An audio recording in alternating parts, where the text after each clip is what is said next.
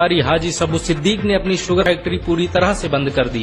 ये फैक्ट्री इतनी बड़ी थी कि इसके जरिए बनाई गई शुगर पूरे इंग्लैंड में इस्तेमाल की जाती थी। बहुत कम लोग जानते हैं कि बाटा कंपनी भी मुसलमानों की थी, जिसे असहयोग आंदोलन के दौरान एक अंग्रेज ने खरीद लिया था। आपको ये जानकर शायद हैरानी हो कि भगत सिंह का केस लड़ने वाला शख्स भी एक मुसलमान था।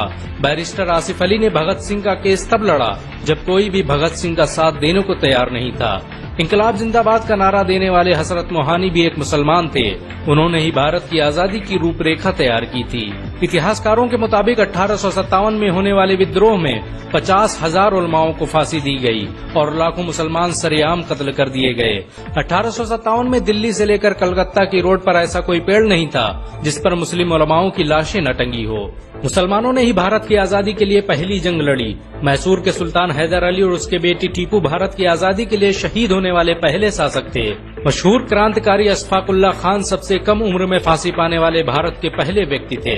बहुत कम लोग जानते हैं कि जय हिंद का नारा एक मुसलमान आबिद हसन सफानी ने दिया था। ये नारा आज भी भारतीय सेना और शासकीय प्रणाली में सम्मान स्वरूप इस्तेमाल किया जाता है। तिरंगे का निर्माण करने वाली सुरैया तैयब जी भी एक मुसलमान थी। उन्होंने ही भारत के राष्ट्रीय ध्वज को वर्तमान रूप दिया था। कानपुर में पैदा होने वाले अजीमुल्लाह खान ने ही मादरे वतन भारत की जय का नारा दिया था, जिसमें बाद में कुछ सांप्रदायिक लोगों ने माता शब्द को जोड़ दिया। आपको ये जानकर शायद हैरानी हो कि भारत का पहला राष्ट्रीय गीत अजीमुल्लाह खान ने ही लिखा था। बहुत कम लोग जानते हैं कि मौलाना कासिम नानोतवी ने दारुल उलूम देवबंद की स्थापना अंग्रेजों को भारत से निकालने के लिए की थी। इस मदरसे का मकसद देश में ऐसे नौजवानों को पैदा करना था जो भारत की आजादी में योगदान दे सकें।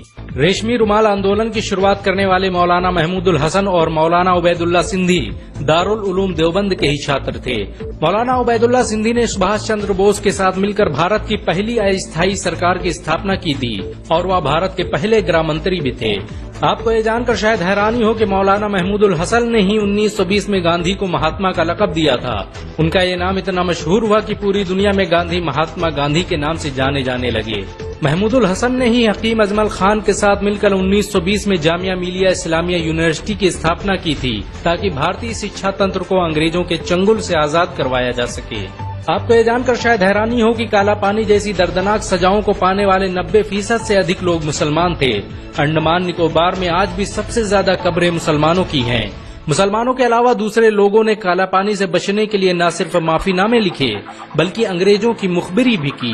मुसलमानों ने ही अंग्रेजों के खिलाफ सबसे पहले हथियार उठाए। 1772 में शाह अब्दुल अजीज ने अंग्रेजों के खिलाफ फतवा देते हुए ऐलान किया कि अंग्रेजों की गुलामी हराम है और हर मुसलमान पर फर्ज है कि वो अपने मुल्क और देश की आजादी के लिए खुद को कुर्बान कर दे। 1857 में होने वाले विद्रोह की प्लानिंग एक मुसलमान मौलवी अहमदुल्ला शाह ने की थी। वो भारत के अकेले इंसान थे जिन पर अंग्रेजों ने 50,000 रुपए का इनाम रखा था। ये रकम इतनी बड़ी थी कि राजा जगन्नाथ ने पैसों की लालच में आकर अहमदुल्ला शाह की मुखबरी कर दी और अंग्रेजों ने उन्हें शहीद कर दिया। बहुत कम लोग जानते हैं कि 1857 में शहीद होने वाले 90% लोग मुसलमान थे।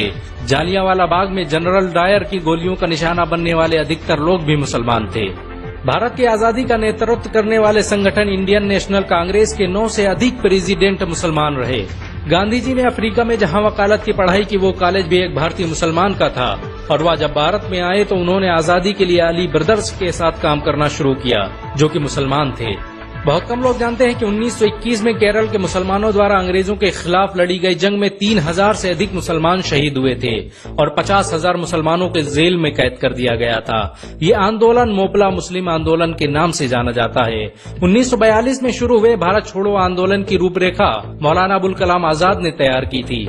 संविधान निर्माता डॉक्टर भीमराव अम्बेडकर को पहचान दिलाने में मुसलमानों का बड़ा योगदान रहा है। 1946 में जब भीमराव अम्बेडकर दलित होने की वजह से इलेक्शन हार गए तो बंगाल मुस्लिम लीग ने उन्हें मुस्लिम इलाके से इलेक्शन लड़ने की दावत दी। इस तरह भीमराव अम्बेडकर संविधान सभा का हिस्सा बन सके। अगर मुसलमान भीमराव अम्बेडकर को इलेक्शन न जिताते तो उन्हें कभी भारत के संविधान को लिखने का मौका न मिलता। भारत की आजादी के लिए सबसे ज्यादा लेख, शायरी, गीत और किताबें मुसलमानों ने ही लिखी। अल्लामा इकबाल के जरिए लिखा गया सारे जहां से अच्छा आज पूरे भारत में गाया जाता है। आपको ये जानकर शायद हैरानी होगी कि देश के लिए शहीद होने वाला पहला पत्रकार मौलाना मीर बाकर एक मुसलमान था। भारत की आजादी के लिए मुस्लिम राजाओं और महाराजाओं ने अपने खजाने खोल दिए। कोलकाता के हाजी उस्मान सईद ने अपना सब कुछ भारत की आजादी के लिए कुर्बान कर दिया।